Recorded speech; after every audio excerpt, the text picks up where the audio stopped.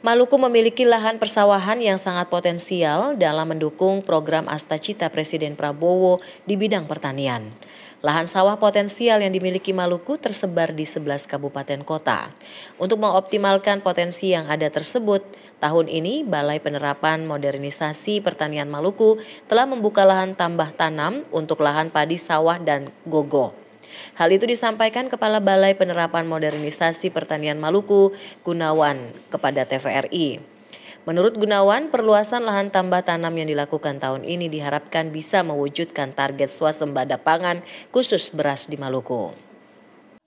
Luas lahan untuk target tahun ini itu untuk LTT luas tambah tanam untuk padi sawah itu sekitar 26.000 hektar, kemudian untuk padi gogo 11.000 hektar. Nah, kita berusaha untuk mencapai target itu agar tahun ini bisa tercapai luas tambah tanamnya, kemudian kita semua bisa panen dan swasembada pangan mudah-mudahan terwujud di Maluku ini.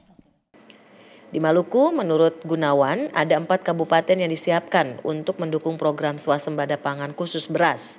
4 kabupaten tersebut yakni Buru, Seram bagian Barat, Seram bagian Timur, dan Maluku Tengah.